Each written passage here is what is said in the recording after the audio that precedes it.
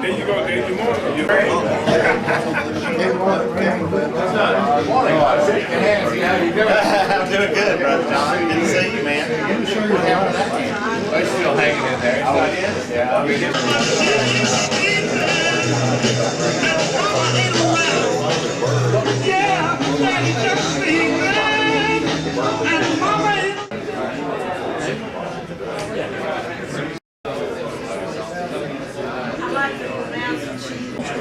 Nobody knows it. Nobody knows it. He doesn't know who he is. So he puts a name tag on. What should I? I'm too tall. Joe in the middle of the day. Oh, yeah. Thank you, Joe. Well, I've told the story several times. Is that the turntable you use? That's the turntable. What's up? What's your turntable, sir? Way back here. That's transcription it's off the back of it. It's one of those great old big turntables. This is a micro track tone arm right there. Modern tone arm. Wow. What year turntable is that? I imagine it was all purchased as a package about 1955. We've got the manuals for it. We've got some of the brochures where RCA was. When they told us we had access to it, and it was kind of a protracted issue to get the equipment. You can imagine that for years and years and years, Joe would tell his kids, now, be careful with this stuff, this is very valuable equipment.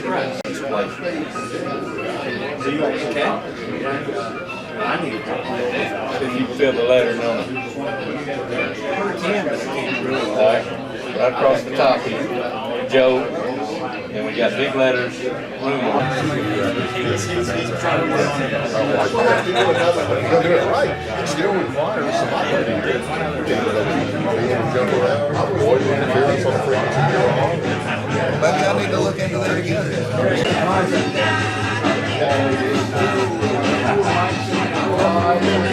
This is what Tennessee had in 1850. They started to get this building. He acquired it. We finally ended up with it. The guys paying all their money. This big town. That's a good Lord. I got one like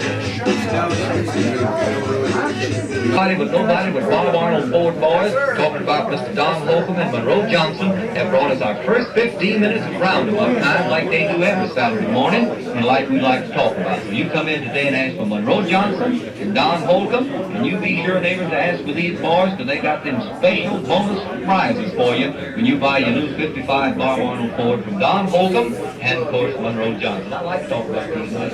You betcha, they'll be over Bob Arnold Ford today at 2109 Avenue E in Ensign.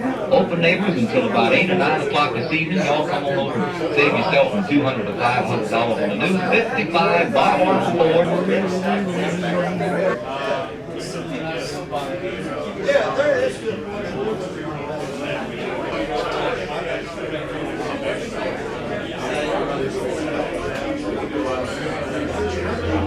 A lot of our members know one another and can sit in the periphery or wherever's comfortable, but our honored guests, and we really like them to sit around at the main table if they're comfortable with that. If you're not, sit wherever you feel comfortable and would like to sit. But we will have sort of cafeteria style in the next room here, barbecue from Jim and Nick's. And as we begin, let me ask one of our board members, Ray Giles, to give a brief blessing of our virgin. Would you bow your heads while we bless the food? Gracious Heavenly Father, thank you for this beautiful day that allows us to come together with dear friends and colleagues. Thank you for the blessings that you've bestowed on our organization. We pray today for the family members of every person here today. We thank you for their participation, their support, and we thank you for this good food. We bless the hands that prepared it, and bless it to the nourishment of our bodies. We pray these things in our Savior's precious name. Amen. Amen.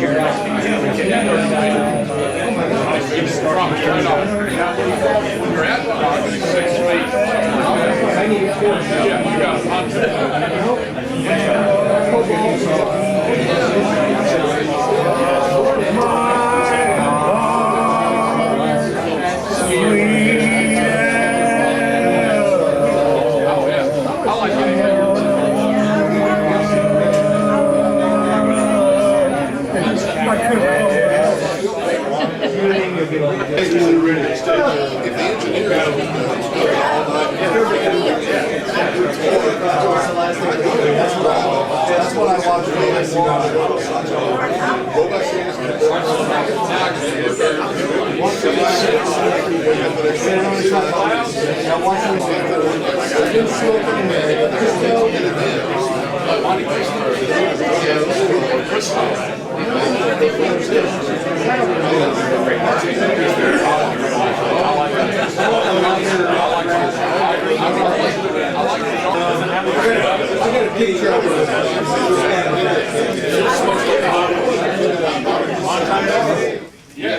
If not, turn your aids up. Okay. So, I'm Richard Waggersback, WAG, president of this august organization. I am not new, but I'm relatively new to this group. So if I make a faux pas, then you can forgive me. I'll blame it on Stephen or one of the other leadership. At any rate, is most everyone aware of what the AHRS does? Because if not, I'll give you a brief introduction. It was founded in 1989 and has been working since to help restore, preserve radios, antique equipment, and the lore of broadcast, etc., for all this time. It's a not-for-profit 501c3, so we can certainly accept donations in kind and cash and so forth and such. Test equipment, radio-related equipment, a couple of broadcast and DJ booths, and so forth. So we can certainly make sure everyone has an opportunity, if you haven't already, to see this.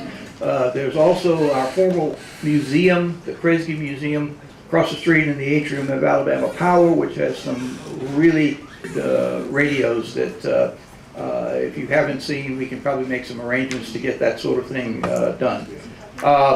If you're interested in joining the group, that includes a newsletter, and which you may not particularly want to read all the time, but at the same time, it gives access to our website, which has got a lot of links to our history, to other elements of radio, to repair, restoration. The area where you got your foodstuffs is actually the shop. There's 6 workstations, pretty well equipped workstations, so we can repair old radios. There's another area downstairs which has got mainly storage areas, and so there's a lot that goes on to with the society. If you need a brochure, it's got all kinds of information. Please grab one. And a few things we've done in the past. For example, we have Eric London here from the Alabama Department of History and Archives, where we had put on a couple of years ago Alabama Radio Moments, which is a nearly year-long exhibit about the history of Alabama radio and broadcast. The group does auctions, works with Hamfest, we teach radio courses, And of course, we're in a major project now to make sure we have cataloged all of our holdings, the library, which has some very unusual and unique publications and documentation and so forth. And of course, typically on the third Thursday of April, we like to host this, which has been going, as I understand it, for 12, 15 years or perhaps longer. So it looks like we have a very good turnout today. The board members and so forth have told me they don't have any remarks, thankfully, that they want to give unless someone is, no, okay, good. We also have some other guests, for example, again, I mentioned Eric from ADAH, Alan Franks, who is from UAB's, I guess, broadcast situation, and the gentleman from Miles College, who, I'm sorry, I missed you back there. You were behind Tom, so. We also lost a few members. Ed Boutwell, I think, is well known to many of you. We lost him, I believe, early last year. Jim Rogers. From the community, is there anyone that you would like to mention that we want to acknowledge as the ham radio operators would say, a silent key that may have been lost during the last year? If not, then we'll still keep them in memory. We have special relationships with a number of groups, obviously ABA, Sharon Tinsley, also probably well known to many of you with the Alabama Broadcast Association. So Alabama Power, Alabama Record Collection. So we like to make sure we maintain relationships with a lot of other groups. Comments? I would just mention we lost Scott Richards this year, a longtime news anchor at Fox 6. I read after he passed away that he anchored more newscasts than anyone else ever has, and I don't doubt that. But he was a good newsman, a good person, and he passed away 3 months ago. And Jay Michaels? Jay Michaels, yeah, the one-time radio hero, legend, and so we acknowledge that he passed away a couple of months ago. It's been pretty recent. January 15th, we lost a great one, Jay Michaels.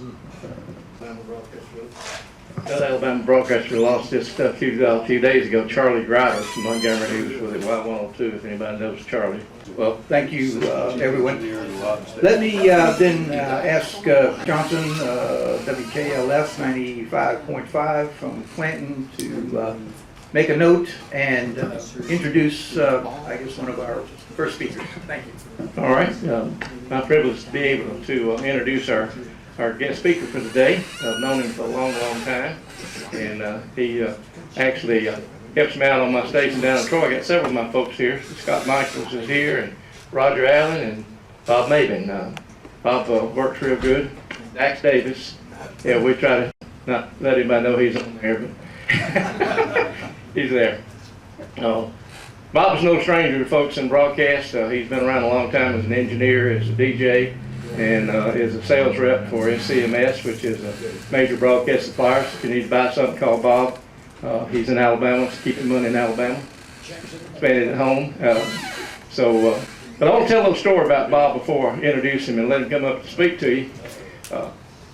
Bob, when he got started in radio, he got the opportunity at the local station to do the weather. Mike, you appreciate this. So Bob was doing the weather, and Bob's boss was friends with a guy that was an Indian chief at a nearby reservation. And the Indian chief had just taken over for the old chief and didn't really know what he was doing. And it was fall of the year, and the Braves came to him and said, Chief said, how much firewood do we need to cut for the winter? And so the chief, not wanting to sound ignorant, you know, being the new chief, he called up Bob's boss over the radio station and said, can you research has changed a little bit, said it may be a little colder than I thought it was going to be, so it's probably going to be a little rougher winter than I thought. So Bob's boss calls the chief back, the chief tells the Braves, said, listen, got to cut some more firewood, said it's going to be a rough winter. So they go cut much more firewood and come back to the chief, said, that enough? Chief calls Bob's boss. Bob's boss calls Bob, said, you sure about that now? And Bob says, well, actually, since we talked last, I got some more data. It looks like it's going to be a heck of a cold winter. So Bob's boss finally said, well, Bob said, what data are you getting that's changing? He said, for one thing, the engine's cutting firewood like it's going out of style. So is that where you get your weather stuff from, Mike? Good Time Gold on quite a few stations across the state, including 2 of mine. And he does my 60s at 6 on WSMX in Troy. And I would give him a pay raise, but I'm afraid it would change him into another tax bracket. Of course, I'd have to triple it to get him to, and I don't think I'd even get him there. He's cheap, but he does a great job, and awesome job. So Bob's going to come tell us a little bit about how he got the love of radio and his experience in radio down through the years. He's been in it since about 1963, I think. Is that correct, Bob? And I also want to mention Bob is a Vietnam vet, and we appreciate that. He deserves a hand for that. Bob Maven. Let me have that, man. Had no idea the old folks would be speaking here today. Bob and I worked together at WJBY AM and WLJM FM in Gadsden back in the 70s. And during the football season, Bob and I traveled over a lot of the state covering football games for Gadsden teams. I did the play-by-play. Bob did the color. Good job on him. We had a good relationship. So basketball season comes around, and we decide to do basketball with me play-by-play and Bob to do the color. Our first game, I've never done basketball. Have a hard time keeping up with the players. By the time I figure who did the thing down here, they're already up at the other end of the stadium and back at the end. Anyhow, we go on the air, and I've memorized the numbers of all the players on the Gadsden teams. And they're so fast going up and down the floor, I can't see the numbers. I have no idea who's playing what. And finally, Bob nudges me real hard in the ribs. He says, "Give me the microphone." Most excellent play-by-play of somebody that's never done it before. Bob knew who did what, who had the ball, what the game plan was, and I congratulate Bob on a fine job of basketball play-by-play. I have to start with a cap to talking about football. There was a time when there was a thing called the Houston Veer offense, I believe, or defense, offense, I think. That's how much I know about football. And Harry was talking about that, and he needed to get his breath and do something. He says, "Bob, what do you think about Houston Veer?" And I said, "Probably one of the greatest coaches in Texas." I thought it was a guy. How did I get in this game? Well, it all started, as that guy on TV used to say, all started at a 5,000 watt radio station in Gadsden, Alabama.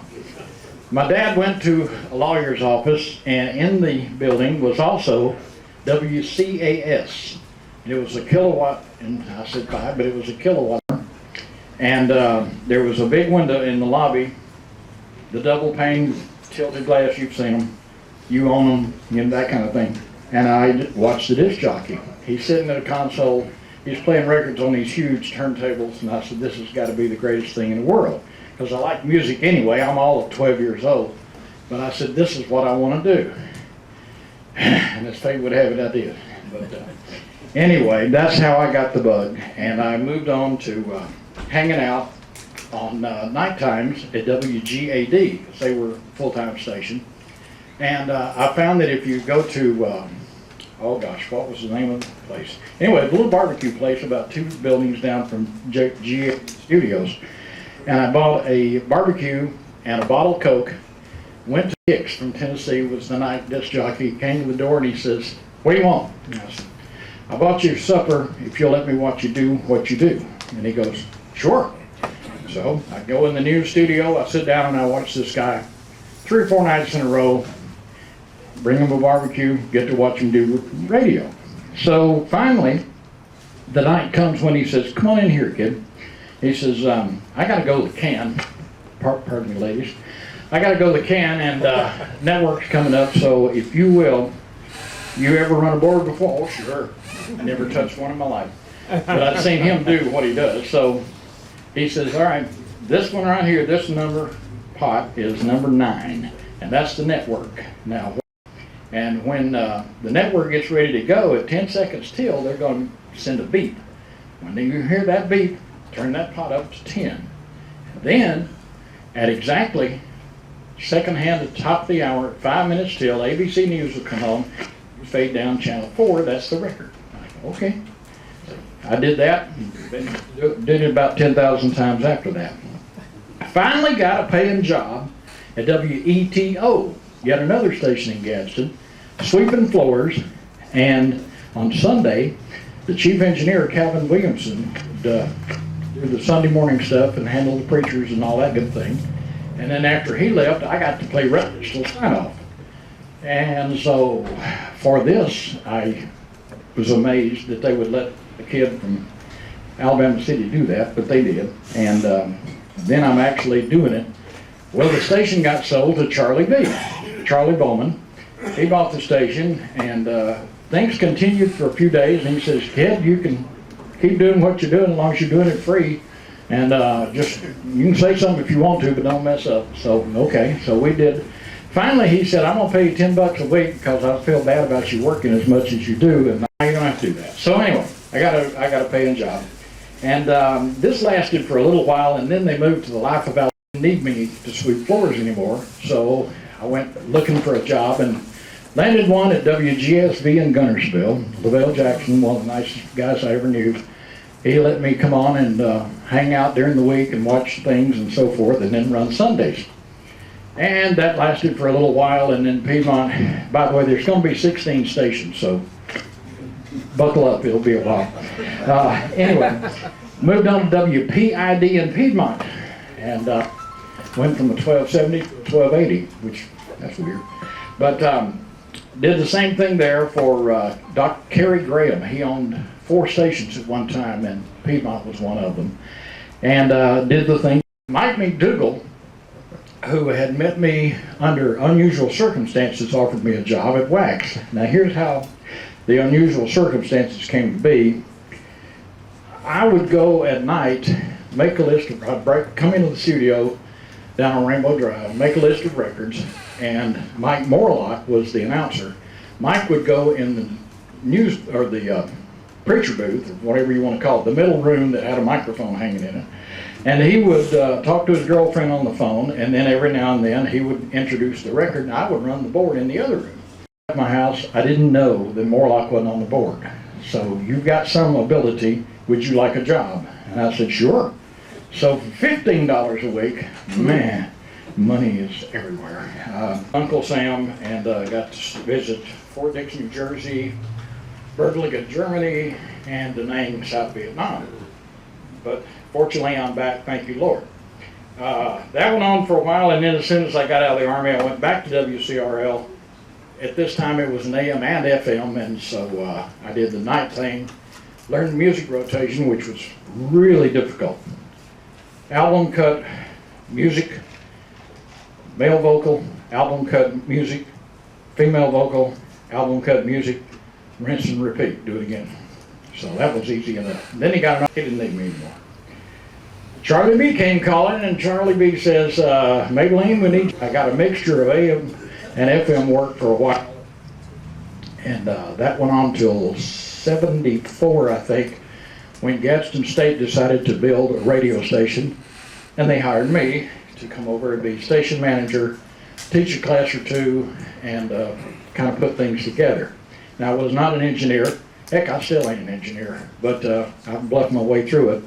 And we built WEXP, which was 91.5, that some of you, if you worked with UAB, know that they took over the station after Don Smith, the other guy, and myself left, and they operated that.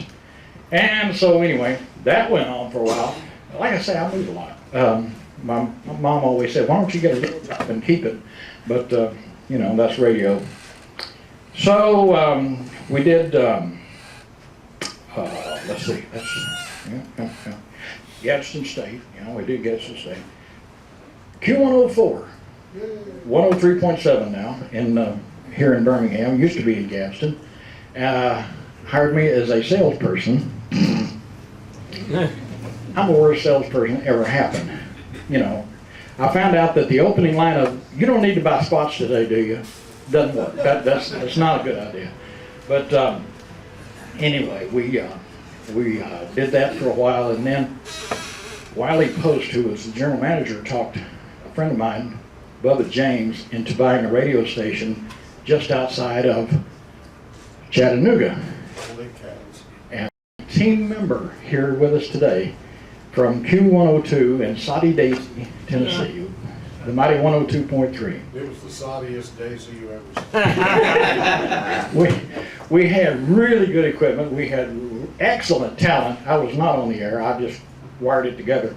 But this guy here in the afternoons, listen, it was a kick radio station. The only problem was the competition had much deeper pockets than Kicks 102 or Q102.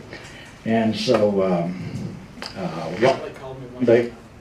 Wiley called me one day and he says, "How's business?" And I said, "Wiley, I'm gonna be honest with you, it's this bad. We've got a nut each month of $31,000. Last 2 months we got an income of $9,000. Things are so bad, the U.S. Air Force will not run PSAs with us." Now, that's when it's bad. That's when it's bad. So anyway, Q102 lasted for a while. Fortunately, a guy that I had met once or twice worked in Nashville at a station, and he liked the way that our station sounded in Chattanooga, and he wanted his sound that way. So they hired me away to go to Nashville and be chief engineer for Kicks 104, and an easy job because I didn't have to do anything. And I like those kind. And that continued till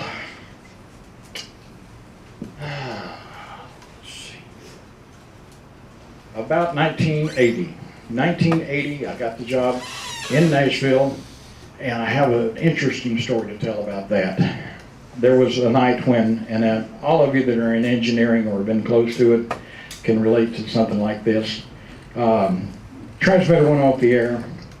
Beeper goes off. This is back in beeper days. This is before cell phones, you know. Beeper goes off. We're off the air. Okay, I'll go look. I drive up to the mountain, and sure enough, dead in the water. And I look up and I can see one of these, I don't know what the power company calls these things, I call them fuses, that just, when they kick off, they just hang down and they have to come out and take their insulated pole and stick it back up. Well, while I was waiting on them, it's pouring down rain. I opened the door to the transmitter building and I stopped and checked the nitrogen. Why did you do that? You're off the air. Force of habit. So I looked to see the nitrogen fine. I looked over about that time, lightning jumps between the disconnect and the back of the Gates transmitter.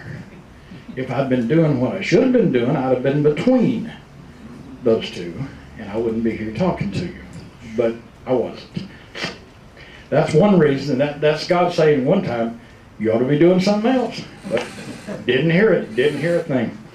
Anyway, moved on to other things and other places. I have to write it down. Moved to Atlanta. Sold equipment for one of our current competitors and married into the family and learned never work for your in-laws. Bad mistake. So I got a job, got a wife, then got a divorce, lost the job, went to work for CNN. I was the engineer in charge for CNN Radio. Boringest job in the world. Paid well, benefits, Yahoo, I mean, good grief, it was wonderful. Boring.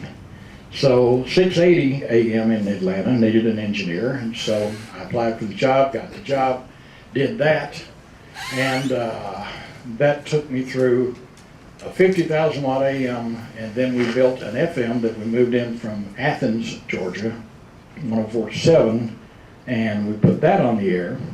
And while working there, I got reason number 2 not to be in radio. We had put up the FM tower, which was 1,200 feet, 5-foot face. That means from one leg to the next is 5 feet away, and big old tower. And they were topping the tower out. That is, they put the 6-bay antenna on top. They were going to put a 12-bay antenna underneath that. We had 2 transmitters hooked together so that if we'd have full power into 6 bays, and that was supposed to be less picket fencing, right? Yeah, exactly. I think Frank would know. And so we did that, and then we had, if one of the transmitters went down, we just put the 120 kilowatt into the 12 bay and maintain. So while they're putting that up, the next to last tower guy is being tightened, and I stop and talk to the guys and say, well, y'all got it topped out tomorrow. Everybody's going to come out and we're going to take pictures and drink some champagne, have a good time, blah, blah, blah. So I left, got on the road. I'm on the interstate back to Atlanta. Beeper goes off again. This time I have a Panasonic bag phone. Ooh. Pick up that Panasonic bag phone and say, what? And they say, everybody's going to the tower, all these first responders going to the tower site. And I said, just left the tower site, nothing going on there, just tightening the guy wires. And he said, well, you better go look, something's up. I go back, and the 1,200-foot tower, laying on the ground. No problem. They had done the 28th guy wire and forgot to disconnect it from the Jeep when they drove away. I kid you not.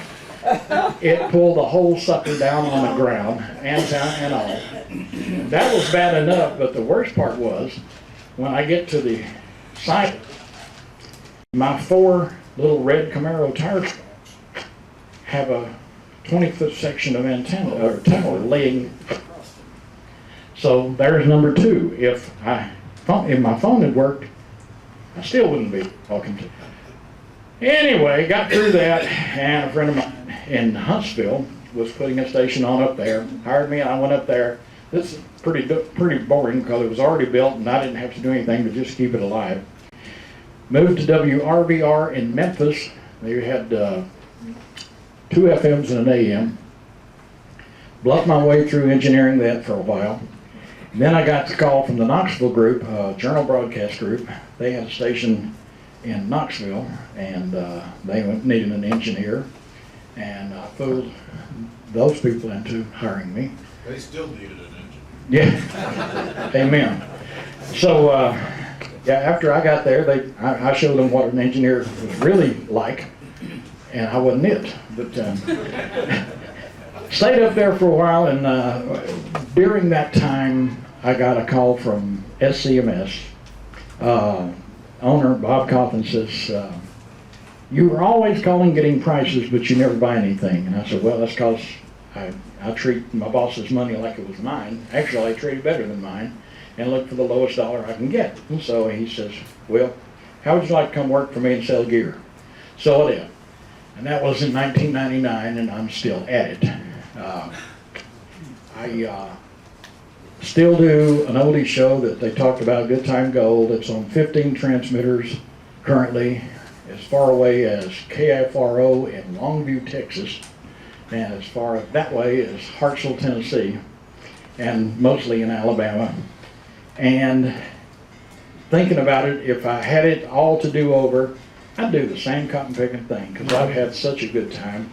Good people like Frank and Scott and Harry and all these things, all these people that I've worked with, and the guys that own the stations, manage the stations and everything else. It's just been terrific. And I would do the same thing again. And I figured out on my way down here this morning, I was thinking, okay, how in the world do I qualify as a legend?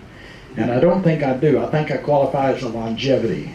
I'm just, it's been 60 years and I'm still at it, and I wouldn't do anything else. Thank you all for having me. If you have any questions, I've got a dull answer. Yes, Mike? There's no good year to be in Vietnam.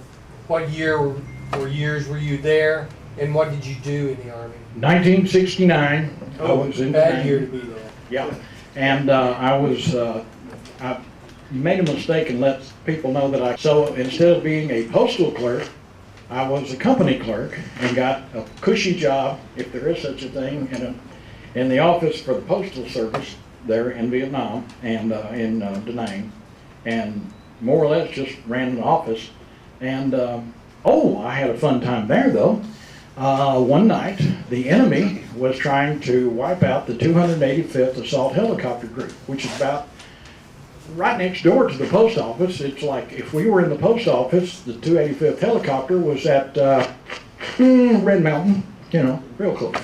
And so they thought they were bombing them, and they weren't bombing them. They were bombing all these suits and and pencil pushers at the main base. So we had a deal where we had mail broken down on the breakdown floor. When it comes in the sacks, they break it down. And that's not supposed to happen. At the end of the night, the building's supposed to be empty. All the mail's supposed to be gone. For whatever reason, it wasn't.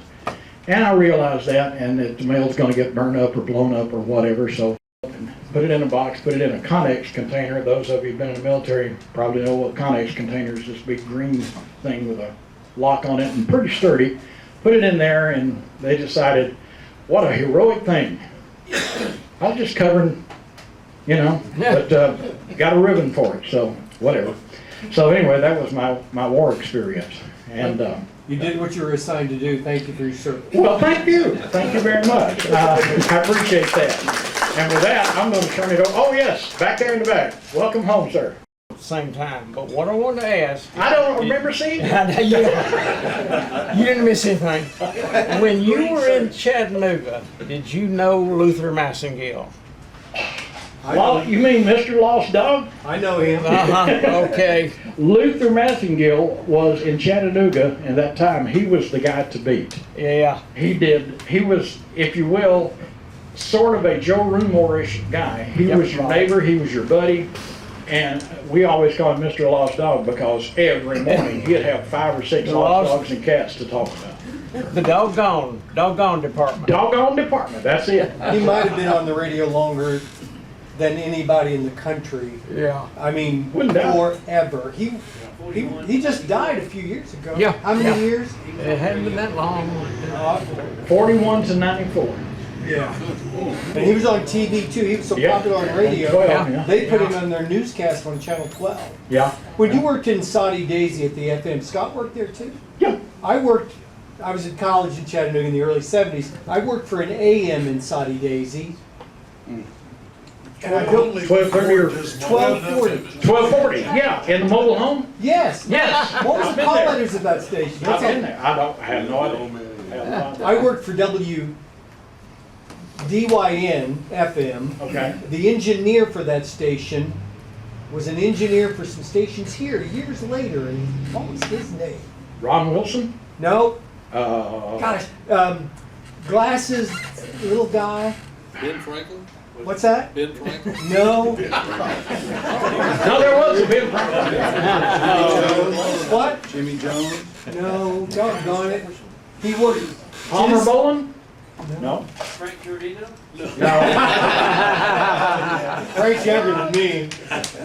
I can't remember. WDYN was owned by Tennessee Temple University where I went to college. Then I worked for WMOC in Chattanooga. That was an AM. And on weekends I worked in Saudi Day ownership. So now this was... Farrell or... Oh, what's his name? Now, our station was owned by James Gang Broadcasting. Bubba James decided that would be a funny thing because James Gang had a hit record at that time, and so he thought that'd be funny. So we were incorporated as James Gang. He walked in on me when I was on the air back when you had meter readings every half hour. I'd taken them about 3 hours earlier. So they wrote me up, and this engineer, whose name I'm going to think of driving home, took that log where the FCC guy signed it, and he burned the edges of it, put it on a plaque, and gave it to me to keep forever. And he was such an idiot. Didn't even matter if you took the readings, just write that you did. Yeah, I wasn't even that smart. It's kind of funny about meter readings because to this day I can remember that wax, the 3-tower directional, the common point was 3.2 amps, and the tower in the river was 2.6, the tower in the middle was 2.4, and the main tower was 3.1. Okay. And why do I remember that? Exactly. Why do I remember that? But anyway. You just hope the part-timers on the weekends would put the decimal point in the right place, because every other part-timer will put the decimal point in the wrong place. Copy. Yes, I wanted to say I was in the Navy Seabees in the country in 70 to 71. Uh-huh. I didn't see either one of you guys. I was gone by then. I can explain that. I was in the Tennessee Air National Guard at the time. My job was to keep the North Vietnamese out of Knoxville, and you can check. No one got into Knoxville. You did your job. One made it into Maryville one night, and that's the closest they ever got. Something else I thought about this morning as a way to get into this gory story was that the bug bit me kind of like the character in Don Keith's book, except I knew what the stuff was. I just wanted more and more and more of it. And if you haven't read his book on radio, you need to do that. That is a wonderful read. Thank you. Thank you. And with that, I thank you for having me and appreciate it. Yes, yes. What I have an S on this. What years were you in Nashville? In Nashville, 1980 to 1984. What station? Kicks 104 and WHIM. HIM, well, both are licensed to Gallatin, but you know how FMs are. They just think they. I had a brother who was a DJ WMAK that I Oh, yeah. for the years. Yeah. What was his name? I think at that point he was Robert Lindsay. He became Murphy in the Mornings. Oh, really? But, Wow. And he was Smokey Burns in Knoxville. He hated that. Smokey Burns. That was his first job out. Oh, okay. Never did know him, but knew MAK very well. Yeah.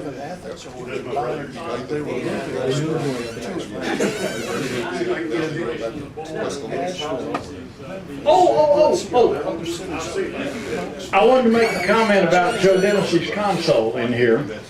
Joe came to me in '77, I think, and we've known each other since the '60s. And he says, WATV has retired this console, and I've had it, and I've been cleaning it up, this, that, and the other. But the paint's worn, it's scratched, and this and that and the other. Could you help me out? Because I restore a lot of equipment, and he said, I said, sure.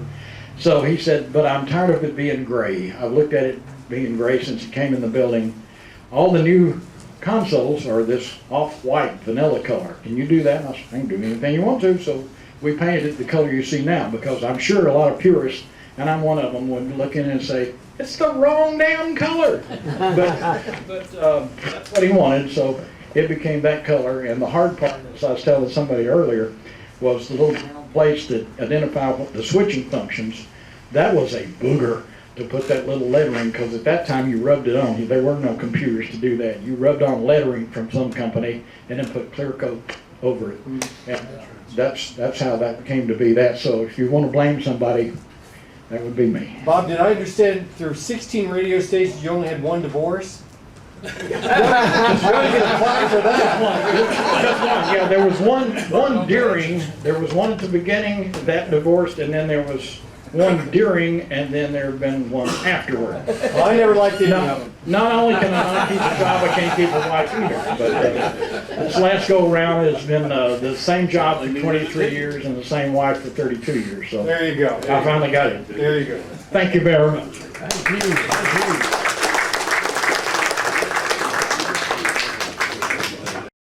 It just occurred to me that I did used to work in radio. It was called WAPI, AM and FM. And if you got lucky enough to get a job there, you could also do Channel 13 television. So right after I went to work, in '73, I think it was, President Nixon made a campaign visit to Huntsville. And one of the more seasoned reporters and the best photographer on the staff were assigned to go to Huntsville to cover that. The woman's name was Betty Hansen, Betty Lee on the air. And Betty Hansen and a photographer by the name of Dennis Morgan got in a helicopter owned by the Burgess Mining Company. And with me, we flew to Huntsville to cover Nixon. And Wendell Harris, who was my boss, said, your job is to feed radio live, and then we'll go into the president's speech and carry the president's speech live, and then you tag it out, and that'll be the whole radio thing on WAPI. Well, it was packed in Big Springs Park. They had a 1 or 2 18-wheeler flatbed trucks for the cameras to be on, so there was a camera platform there, but there wasn't enough room for that extra person. Betty was there, Dennis was there, and all the other television stations and networks were there. So I had no place to go where I could observe the president, so I just sat on the ground, leaned up against one of the big wheels of the truck. and heard in my ear on the telephone line that we had, Wendell said, "We'll be going to you in about 4 minutes." I didn't know what on earth I was going to do. I was brand new at the station, so Betty Lee would lean down from the truck and she would say, "It looks like there's about 3,000 people here." And a crowd of 3,000 assembled here. And that's the whole thing. She's, "I can see the motorcade's coming, and the presidential motorcade now entering," you know. And we went on like this for about 5 minutes, and he finally, and he's going to the podium, he's going to the president moving to the podium now. "Ladies and gentlemen, the President of the United States, Richard Nixon." And I held my microphone out to the speaker. One of these big round metal, like in a football stadium speakers. And I just held. You had to hold it that whole time he spoke? Right. So, you know, the first 30 seconds, pretty easy. Yeah. Unfortunately, he spoke for 40. Yeah. I don't know. He may have talked for 10, 15 minutes, but it seemed like an eternity. And he left, and I did a little recap from just what I could remember him doing. And then we hustled back to the helicopter, and we didn't have live, so we had to fly that film back to Birmingham and develop it or process it. So I always enjoy saying, yes, I've covered a number of presidents. Never saw one of them. But that was a WAPI radio, AM and FM simulcast covering Richard Nixon. I think it must have been 73 or 4. No, it had to be 3 because he was gone by 74. So. Yeah. At any rate, little story. Would anybody like to hear a Herb Winch's story? Oh yeah. Oh yeah. This is how loud I am without a microphone. Is this okay? Yeah. Herb Winch's is a dear friend of mine. Anyone that writes a book about local TV will have to have a chapter on Herb Winch.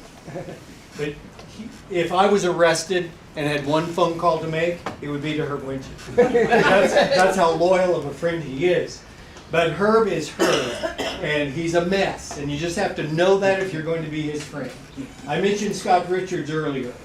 Scott and Joe Langston were anchoring the news. I was doing the weather. Herb was doing sports at Channel 6. We all had to be in the studio at the top of the hour. Joe would come on, and God, I miss Joe so much. Good evening, in the news tonight. Joe would do that. I'd come to weather. I've got the weather forecast for your weekend forecast. Be sure to join us. And Herb would say, and in sports tonight, the Barons, whatever. Then Herb would go down to his office. The rest of us would be in the studio the whole time. Herb would go into his office and comb his hair and get his tie ready and be all ready to come back upstairs.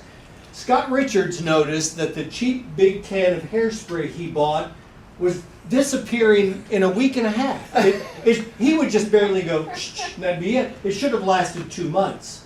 And finally, a little intern said, "Mr. Richards," the kids always called us Mr. because it was just cute. "Mr. Richards, I know what's happening to your hairspray. Mr. Winches combs his hair in the sports office in the mirror. Then he comes to your desk, opens up your drawer, gets your hairspray out, and he just fogs his hair with hairspray. No mirror. He doesn't need one because it's not, it could survive a hurricane, his hairspray." So my wife bought some blue iridescent hairspray. The kind that kids use at Halloween to color their hair or play with. Carefully took the label off, bought a Men's Vitalis hairspray label, and put it on that can. It looked perfect. You could not tell it had been added on. Joe does his headline, I do mine, Herb does his, Herb leaves. At Channel 6 at the time, when I was on weather with the chroma key wall behind me, the door to come into the studio was right there. So I'm talking to the weather and telling everybody, acting like I know what's going to happen with the weather. I hadn't checked with the Indians at the time, but I was doing that. About that time, Herb walks in, and I was a veteran broadcaster by this time, but I paused because his hair was not just blue. It was glowing blue. And I just had to turn my back and do the rest of the weather like this because I couldn't look at him without laughing. Scott and Joe were sitting on the desk and they were like this the whole time. Herb came on and did sports, and he had a live shot downtown. The monitor behind him, he had to go, "Let's go downtown." Ron Grillo is standing by, and Herb was bald right here. And that blue hairspray on that bald spot, it was like a flashlight. He finished, the phone starts ringing in the newsroom. People going, why is Herb's hair blue? Why is his head blue? Is Herb okay? The newscast ends. Joe picks up a mirror and hands it to Herb. Herb looks at it and says, I'll kill the son of a SOB that did this. And Scott Richards said, no you won't. You're a thief and you got caught at it. He never borrowed hairspray again.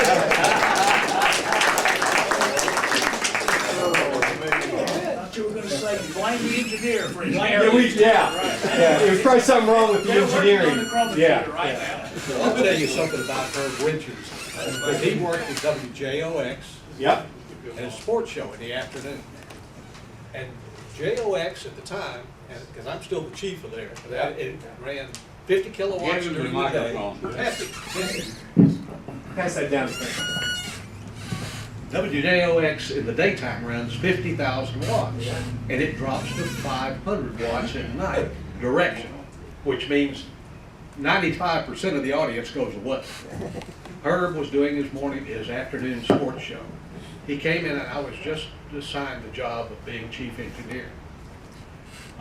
He came into my office and he said, Frank, he said, I won't tell anybody if you don't cut the power at 4:45 in the afternoon.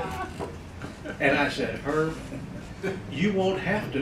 You won't have to tell anybody because the FCC's monitoring stations is in Powder Springs, Georgia, and they can pick us up perfectly.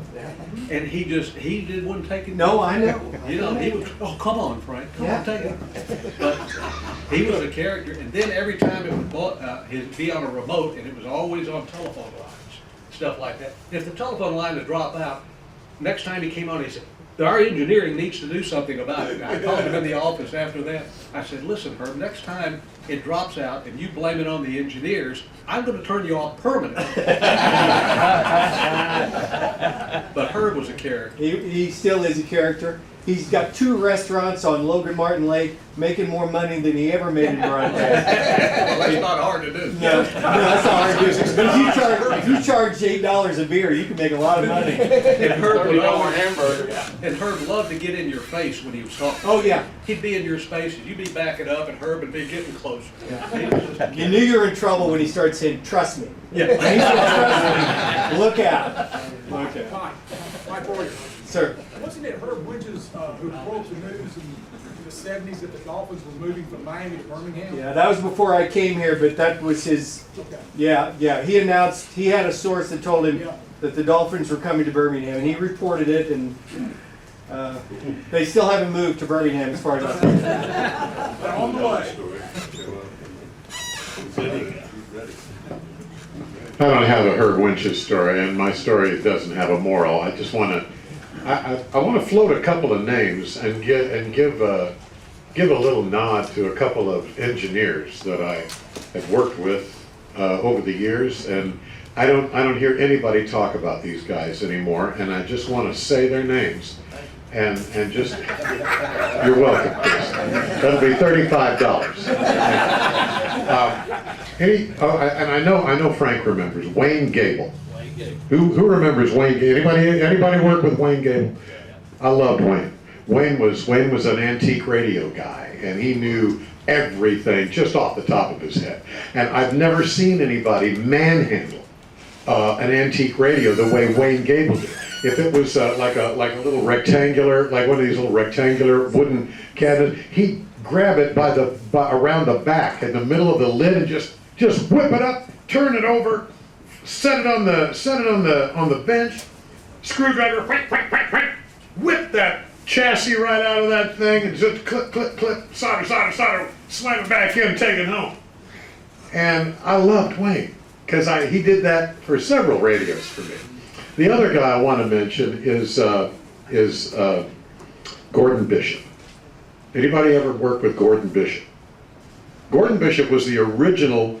He was one of the original 18 IBEW engineers that worked for Mr. and Mrs. Frederick at what was it, QEZ?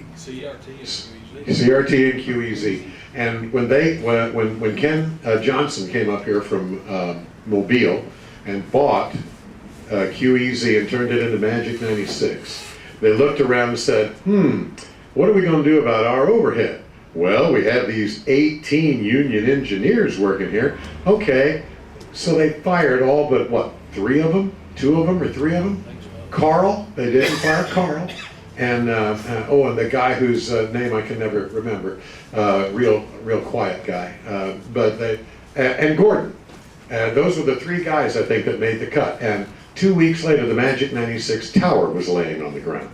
If anybody recalls that, But Gordon Bishop told me. Gordon was in his 80s when I met him in the early 80s, and he told me that he worked for what he said was Birmingham's very first radio station, which was WKBC. Stood for the well-known Bryce Company, the Bryce Furniture Company. The radio station was on the 2nd floor of this downtown Birmingham furniture store. And honest to goodness, guys, if you go and look, and I hope to God these pictures are still there, there's a section of photographs on the WBRC 6 website, and there are old photographs of early broadcasting in Birmingham. And there is actually a photo of Gordon Bishop standing with a clipboard in front of the WKBC transmitter in like 1925. And Newberry, I think, is the guy that put that together, and he and I both looked at the photo and agreed that that was Gordon Bishop in the picture because of the way his pants were buckled. Because he always had this funny wrinkle. He had this overlap, the way he buckled his pants all the time. So I just wanted to mention those 2 guys. They were great engineers, and they did some great work in this town. And we should remember those guys. Who's next? Hey, Scott. Why don't you pass the mic over to Don, because Frank was talking about illegal power.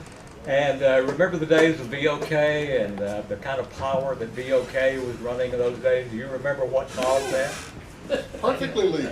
Perfectly legal. The old transmitter. Love to hear the story. Google has bailed me out on the name I couldn't think of. I found a 55th anniversary of WDYN. Gene Landau. Yeah. Do you remember him? Yes. This was a frequency swap that created WENN because he was at 1450. DCO was at 1450. Okay. EZB was at 1320. They did a frequency swap in 1958, and out of that came 5,000 watts in WENN. The rest was history. Gene was focusing on having an all-women radio station.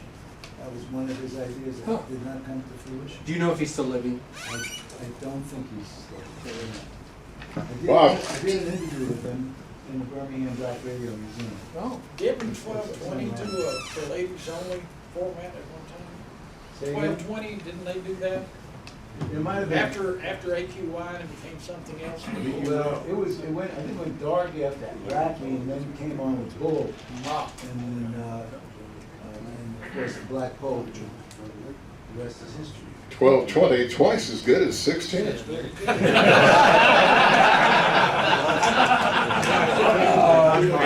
I'm not sure if the statute of limitations is running out on a lot of that, Bob, so I don't know. You have to understand the WVOK transmitter was homemade out of military surplus parts by Cyril Brennan and George Blasco.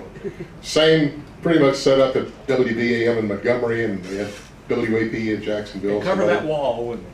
Yes, I mean you had to walk through it. You had to be a plumber too. It was water cooled, and sometimes bubble would get in the line and contactor would drop out. And you had to go back and burp the water line. You had to get inside the cage. While I was trying to be a disc jockey on the radio at the same time, because we didn't basically have an engineer at that time. You had Gober. At Gober, but Gober may be in Nashville or Knoxville or Wichita, Kansas, or Des Moines, Iowa, or someplace working on another station, because we had one engineer for the whole group. Thank goodness for Frank Giardina, who bailed us out several times. But, quite an unusual situation. We were 50 kilowatt daytime. We signed off with Dixie at 4:45 in the afternoon in December. We didn't sign on until 7:30 in the morning, so there's half the drive time is gone completely. Joe Rumore had the other 3 hours in the middle of the day, so we ended up with basically 4 hours we could sell commercials. It's hard to make a living doing that, especially with the deal Joe Rumore had with the Ruddens and Benz family. But it was a great transmitter. I'm not sure how legal it was. It always met FCC specs. They never wrote us up for it, and it worked. And you could hear that thing. We got QSL cards from Vietnam during the Vietnam War. One night, John called me up and said, "We're going to be doing audio proof tonight. You want to come down and play some music?" So I went down at 2 in the morning and fired the transmitter up at 50 kilowatt non-directional. We get the phone rings, and I think, "Oh, it's a girl. I'll pick it up." No, it was WLW in Cincinnati on 700. "What are you guys doing? We can hear you in the studio." We're running proof of performance here for the FCC. That was not, you didn't tell them the story about when you put the new transmitter in, you were there at the time, were you? Yeah. It sounded like that transmitter, the old homebrew transmitter, was doing 100 kilowatts, no question about it.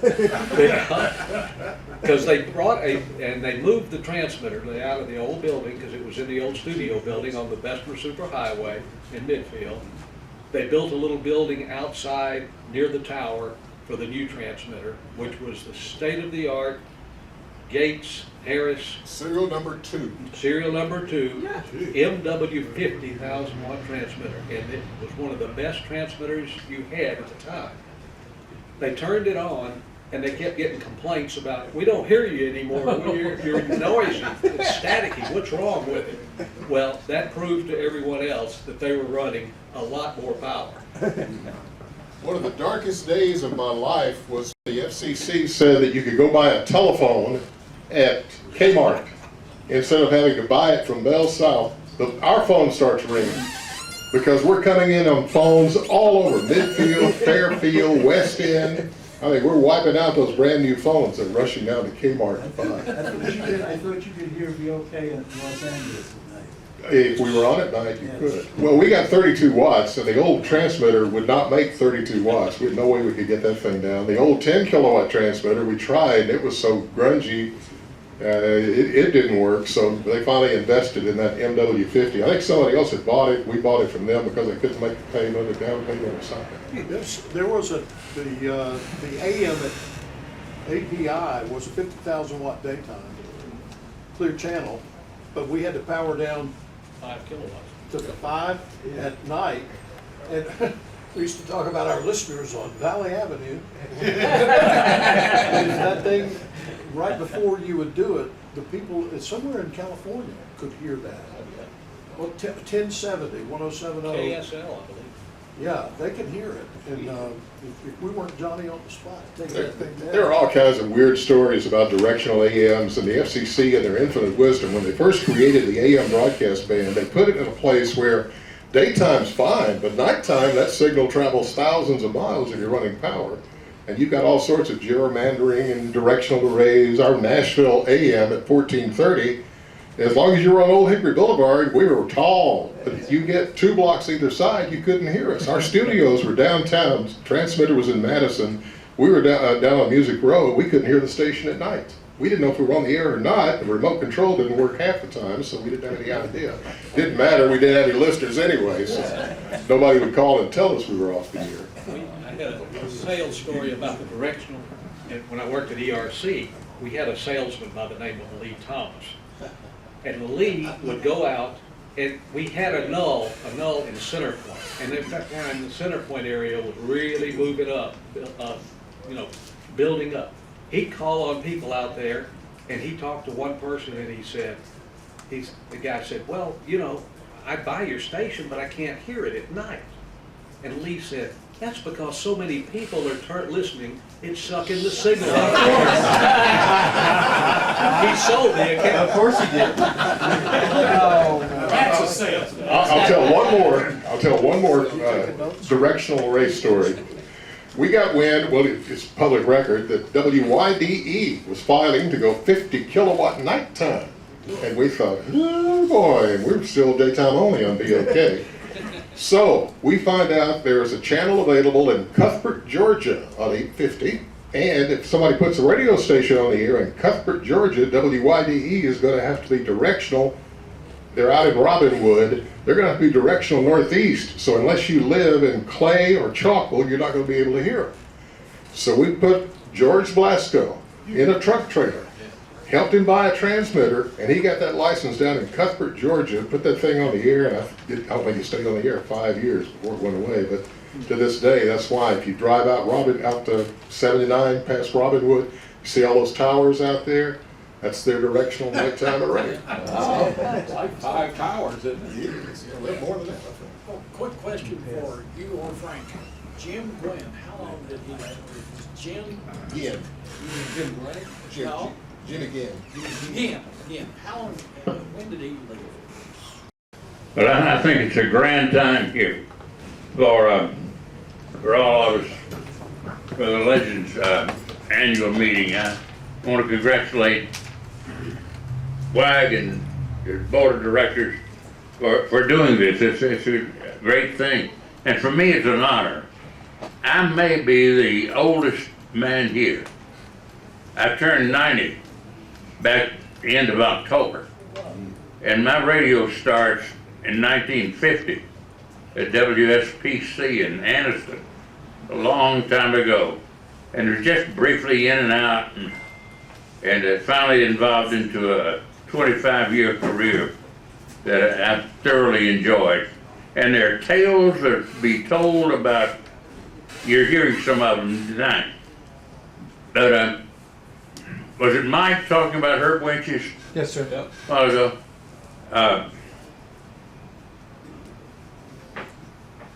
I'm sorry. Who was talking about WVOK? Something there that sparked a memory. That was Don.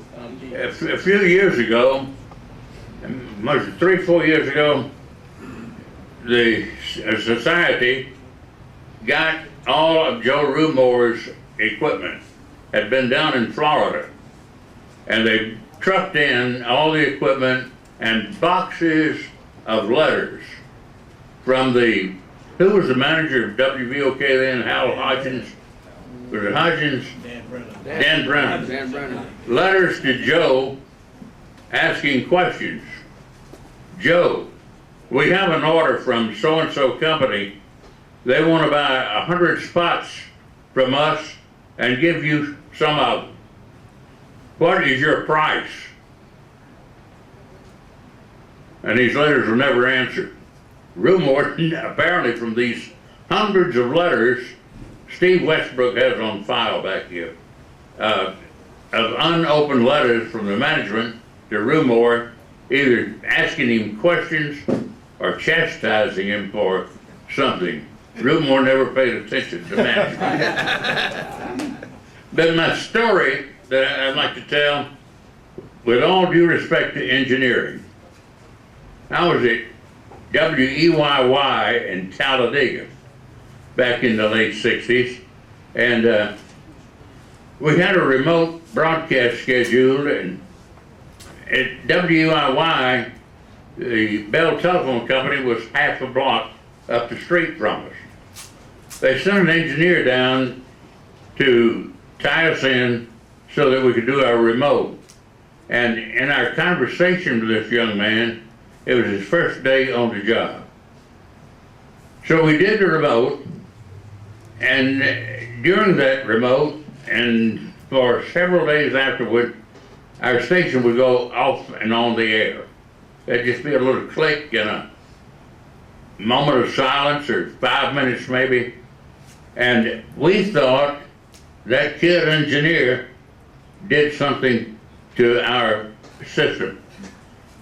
They never could find it. It got so interesting that Bell Telephone Company, Southern Bell back in those days, they sent some guys from Atlanta down to check us to see what he had done. They could not find the reason for our clicking. The FCC sent a man down, and he looked at all the equipment and said it was fine.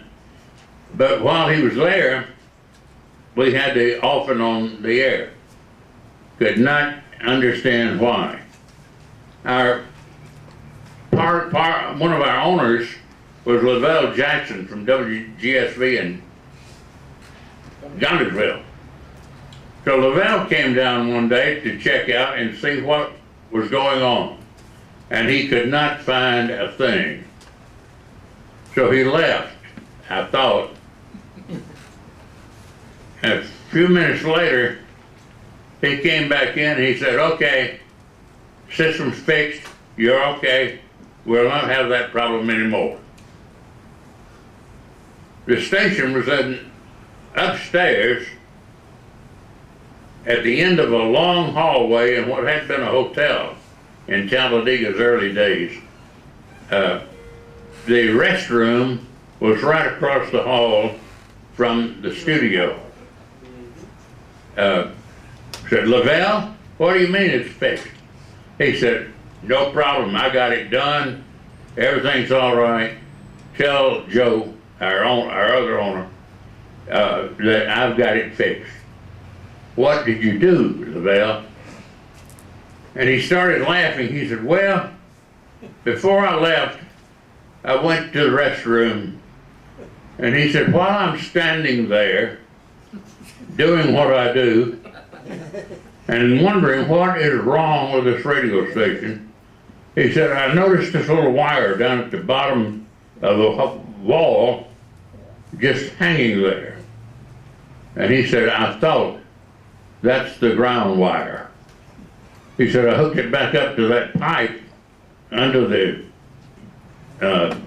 commode, and he said, I think you're okay. I said, thank you, sir. And that's our story.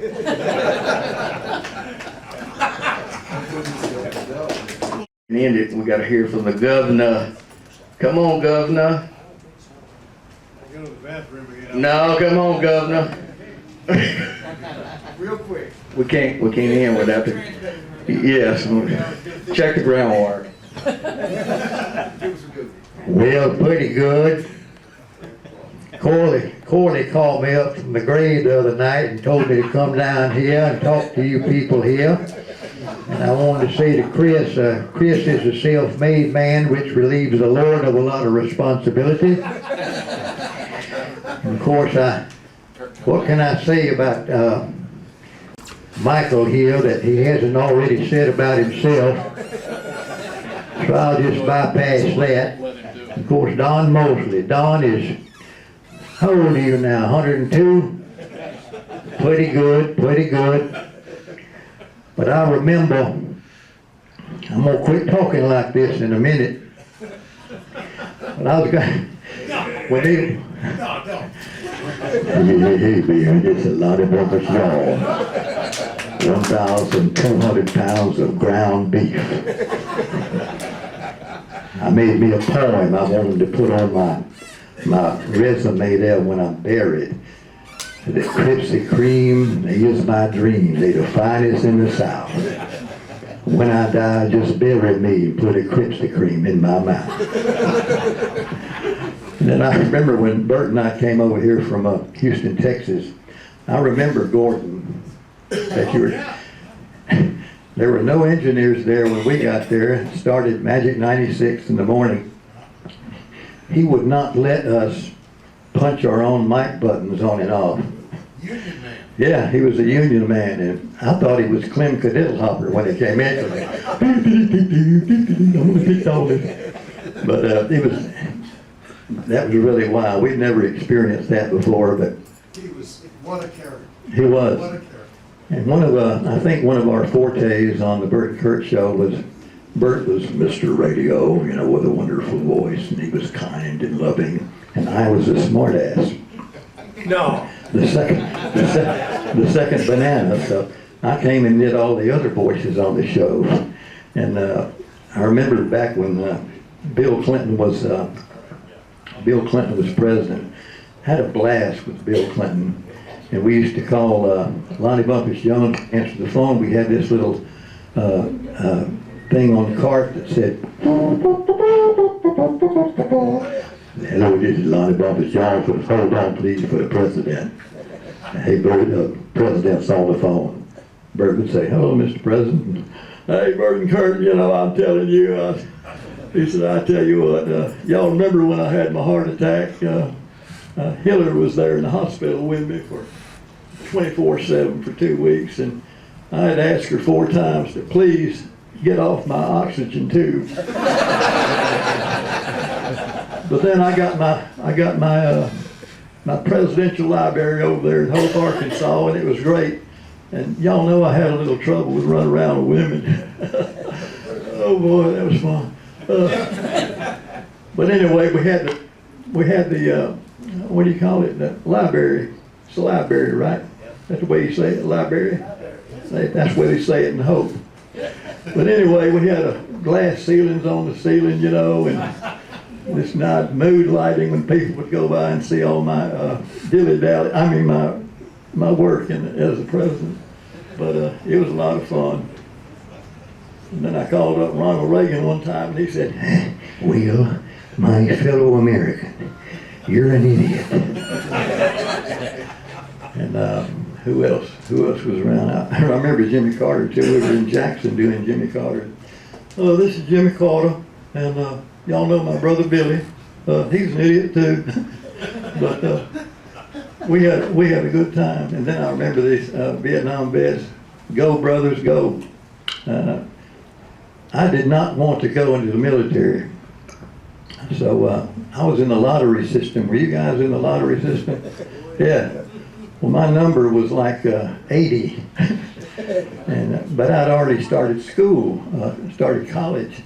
So I went to Hines Junior College, and then went to Southern Mississippi and finished over there. But I remember when we were inducted into the military service, you had to go down, and everybody our age, 18, you know, was doing everything they could to get out of going. So one guy, he came in with a little silver dress on and high heels. He said, "I don't want to go fight." And so they put him in the Marines. And he yes, probably with the heels and everything. But they would not take no for an answer. And me and my friend Jim, he went in the Marines too. But we got drunk the night before, and we stayed up all night and tried to get our blood pressure to go up. And we started pounding on our feet to make them flat. And I remember that there were 3 of us that went down that day to get our physicals, and it was me and the 2 MPs dragging me. So they went in, they go in there, and you had to strip down to your skivvies, lady, and I'm sorry about that, but there were about 18 guys in there. So we were all in our underwear standing, and got this doctor come along, he'd poke at you and bend over and everything. And he'd poke there too. But then they said, take off your skivvies and sit down on that marble platform. And it was very cold, and when we got up, it sounded like a plumber's convention. I'm sorry, ma'am and ladies. That's the way it was for us. But anyway, so I went on to school. So I was registered for the draft, and when I went to school, and everything was good, and I got through Southern Mississippi. It was easy. We only had like 5 courses back then that you had to pass. But when I graduated, I told the college, I said, put my diploma in my mailbox, because me and some buddies were going down to New Orleans to blow it out a little bit. And I was working at a daytimer over there, then a little 1,000-watt station. That's how I got through to Southern Mississippi. And when I got back from New Orleans, there was a bunch of mail in my mailbox. I lived in a little 27-foot trailer with a roommate. And so I looked through my mail, and it was my redraft notice. And it said, and it must have came right before we left. And I opened it up, read it, and said, you've got 10 days to report to Fort Polk, Louisiana, being an Army. So about that time I had like 1 day left to go down there. So me and these same guys that went down to New Orleans, we were still tipsy, and we got another snoot full and drove down to Gulfport, Mississippi, and walked in the Navy CB office. And I didn't know what a Navy CB was. But we went in there, and this Master Chief said, you guys want to join the CBs? Yeah, sure. He said, well, I'm going to put on a pot of coffee and y'all drink it all, eat those donuts, whatever those pastries are, and I'll be back in 2 hours. So he came back. 2 hours later, we were signed up to go into the Navy Seabees. 10 days later, I still had to report to boot camp, the Navy Seabee boot camp. So after that, it was a disaster. But that was actually turned out to be one of the best times of my life when I was sent overseas. Didn't want to go, but it really, you know, I think made a man out of me and made me serious about life at that time. Up in that time, I never had been serious about life. And I was always been a smart egg. And but I came back from there, and I had to serve a reserve time for like 4 years. So I went back to my old job as a TV news reporter. Mike, you didn't know my name is Kurt Cronkite with the news. I also wanted to be Geraldo Kilpatrick, you know, where he'd knock down doors. That was during that time. Yeah. So, and Bert was in the Navy too, and I found out later that he served in Hawaii fighting the Vietnam War as a trombone player in the Navy band. So they'd play, you know, when the admirals and stuff would come out, and then they'd go on the ship and relax. And so we always kidded each other. Well, I kidded him. I said, man, I appreciate you, all your service and your protecting America by playing your trombone in the Navy band. He said, shut up. I said, I was in the bushes when you were playing your trombone. But anyway, we met, and it was just magical when we got together. And our first station together was WJDX in Jackson, Mississippi. Anybody ever heard that? And so eventually he hired me away from the news place because he thought my humor, thank God, was better than my news reporting. And so we got there and just started tearing up the market. Didn't know what we were doing as a two-man show, which was kind of new at that time. You know, most jocks on the air back in the 50s, 60s were usually one guy, or maybe a gal, I don't know about that. But anyway, we just started tearing it up, and at the end of the first year and a half there, we had like a 40 share of the market. Still didn't know what we were doing, but it just built up from there. And it was fun. So I was going to law school at that time too, and I got a law degree from Mississippi College School of Law. And when we started talking to other companies, they wanted us to come and replicate what we did there in a bigger market. So I was our chief negotiator, and management had never dealt with a morning show that had a lawyer on staff. So I was a terror, but God blessed us, and it worked out so well then. And the next stop for us was in Tampa, Florida, and it just got better and better from there. And then we lost that job and went to Houston, Texas to do a morning show over there. And they breached our contract, but I wrote the contract, so if they fired us for any reason, cause or whatever, they'd have to pay us for 6 months. Well, they did pay us for 1 month, but it turned out that Bert and I, one of our best fans over there was a guy named Mike Saunders, who was a lawyer at the second biggest law firm in Texas, Houston. So we got fired one day.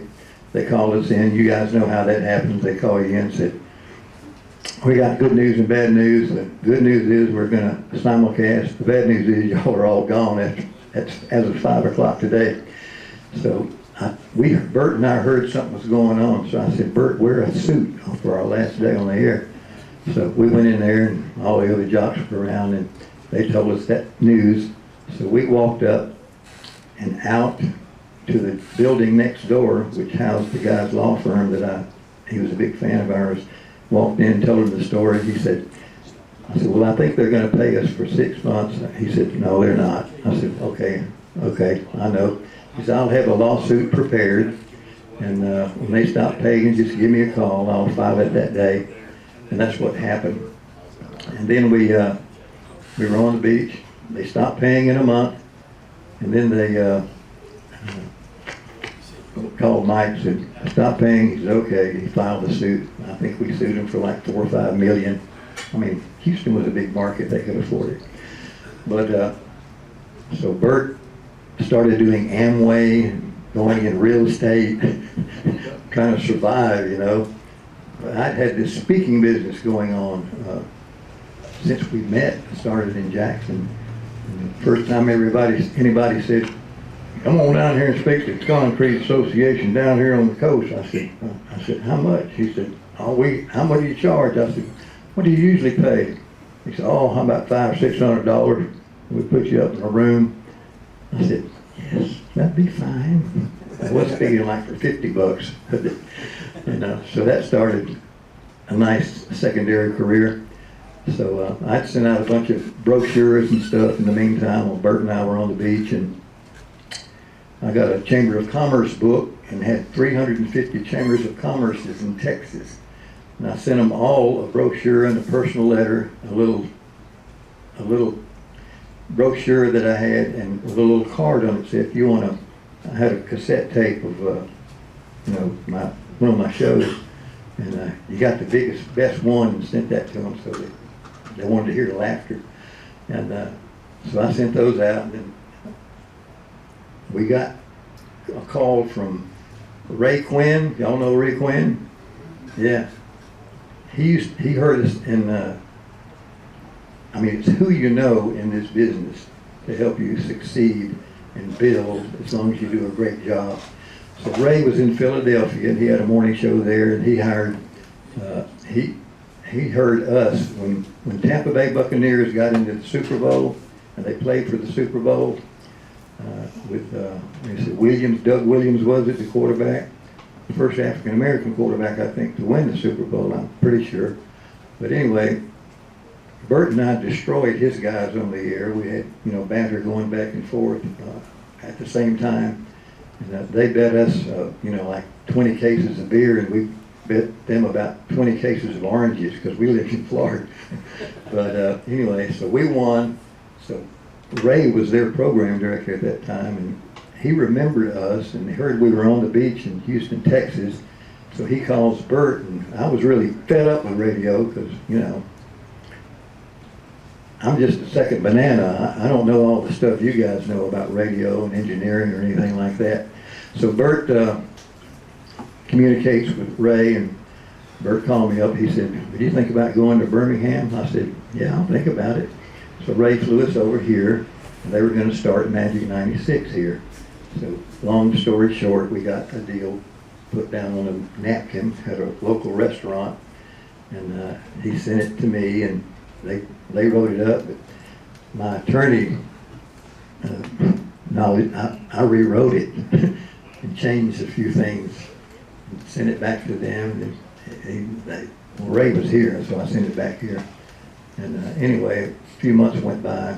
Anyway, they hired us and brought us over here, and we spent 25 years in this market because our wife said, when we start putting out babies, we ain't moving again. We use jack wagons. So that's how we wound up here, and the rest, we lost jobs in several places here in that Birmingham. But and finally, we both retired after they told us they're going to stop paying us. We said, we're going to stop coming in. Showed them. So that worked, yeah. That's the way it works, isn't it? But I know all of y'all probably have been through that, even if you didn't have a written contract. And, you know, of course, a lot of places are at will over here, and, you know, which is not worth the paper that it's written on. Or you can go home at night and come back in the morning and you're fired. Nothing you can do about it. But all those things were sort of complications in our radio career, but we were together on the air for 40 years together. And then just met a lot of fine people, jocks and people in sales and management, and some not so great. But a lot of the guys that I've worked with over the years here are in this room, and I just appreciate it. I love you guys, and thank y'all for coming here and just listening to us old guys babble on. God bless y'all.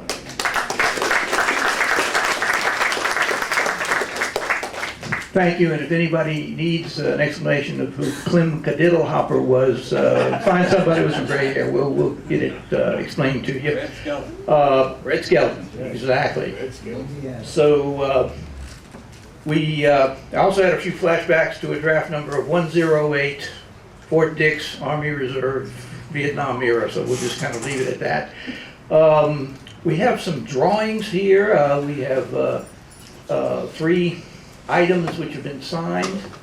We have Vanna White here showing off the 3 items, but the big grand prize will be the shower radio, M&Ms. No peanuts were harmed during the production. And you do not tell us who you shower with if you decide to use it in the shower. So, without any further, and everybody get your cards ready, your tickets ready, your stubs. So, Drum? It is the old stock of a peanut radio. And it's got a little tie-in because everybody knows Ed Bowell. He was a person in Birmingham, worked at WAPI, was a teenager, and then he had his own recording studio, recorded all kinds of people in the area, and so he's sort of our guiding spirit around here. Well, he had an interview with the news media one time talking about down here at the radio club and this event and so forth, and he referred to all the radio people as goobers, including himself. So here we go, giving away a goober. So, all right. All right, drum roll. So the first ticket, do we need to do all 6 digits or just the last 3? Last 3. I got some glasses here. Last 3 digits, 603. Not here drug yet. I missed it by 1. So we have 603? 603, last 3 digits. All right. Hey. All right.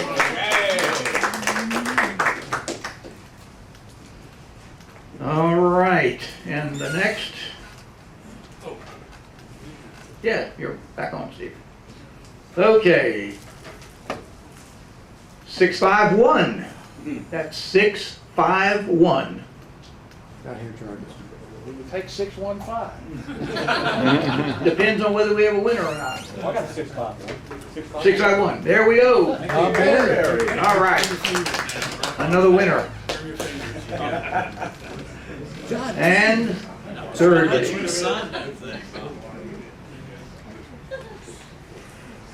621. 621.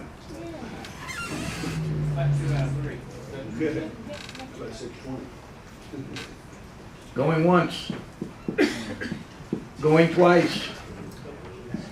All right, I guess we have to do unique numbers here, so. 622. No, read it. Read it. 622. 26. 622, is that what you said? 622. 622. All right, we have a winner. First time in 80 years I've ever won anything. There you go. I'll be darned. Yeah, when I was 6, I won a pony at a New Orleans Pelicans game, but Dad sold it about 30 seconds after. And the grand prize. The grand prize will be 653. 653. We have another winner. Hey, that's a big winner. Oh boy, I'll get to shower with her.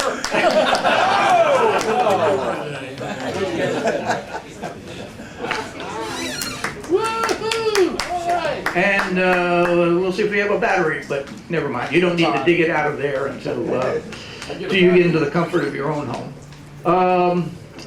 So I do want to thank everyone who is a participant here. It was certainly enjoyed by all present. I think we can safely say mark your calendar for the 3rd Thursday next year, but we'll obviously have a lot more information about that when it comes. I believe that there was a call for some group photos, if we can get those arranged. We have Mr. Maurice here, who is our official photographer, but we will see if we have enough folks who want to cluster up and see if we can get as close to a group photo as we can. We've taken a lot of photos, just candid shots. So, if there's anything else that we need to announce to the group. Well, I got like one announcement. All right, sir. 15 years ago, I wrote a book about the history of radio broadcasting in Alabama. The first 40 years, 1920 to 1960. It's an amazing story. We're revising the book now and trying to bring it up more up to date. We found more names to add to the history. In writing this thing 15 years ago, most of the people that I needed to talk to were either dead or too old to remember what happened back in the 20s and 30s. But if you have any information that you could give me, I would appreciate having it. And if you want to think about it later on, you send the message to Stephen Westbrook, who will relay it on to me. Conrad stories. I heard I it. remember it being there. I don't know anything about it other than the transmitter would shut off and retune to another frequency. Well, it's just that, you know, Engineering guys got to know something about this. well, this was out of, you know, a bombing. When we bombed the Japs, you know, there was fear of things like this happening again, so they came up with these two spots on the AM dial, 640, 1240. So they would, if something had happened that you needed to find about in a hurry or some kind of danger, then you would go to one of those two spots on the AM band. There's one station here in town, WJOX 690, that has shelters there. It has FEMA taking care of generators and things like that. It's supposed to be EMP, electromagnetic pulse resistant, and they've even got a transmitter. A stash of donuts for the folks. Well, no, they had no. Yeah, there's some. Yeah, we've got the Sea rations. Sea rations out there. That's it. That's it. And it has two concrete shelters. If you drive by Festival Superhighway, you'll see them out there. Two concrete shelters. One has an EMP protected generator. The other one has an EMP protected transmitter and studio. And what we're supposed to do, is if there's an attack, then somebody is going to go out there, unlock it, hook it all up, because none of it's hooked up, and start broadcasting. The big flaw in the whole system is if it's an EMP pulse, well, it doesn't matter. Because first of all, your car will never get there, because all the electronics in your car will kill it. And nobody can pick it up, except here, with all these tube radios. They'll be able to pick it up. So I would suggest, if we're attacked, everybody come down here, and we'll start listening. I think we'll be okay. Sleep well. Also donated by Don Mosley. Pretty cool. Government got a better plan. You asked the government, because I did when they were putting all this in, I said, who's going to come out and do it? He said, you can't do it? I said, no, I'm not going to do it. You know, if we're being attacked, you're on your own. Here's the keys to it. You can go out there and turn it on all you want. Interesting. All right. Thank you so much. Thank you. Everybody. This was wonderful. Everybody.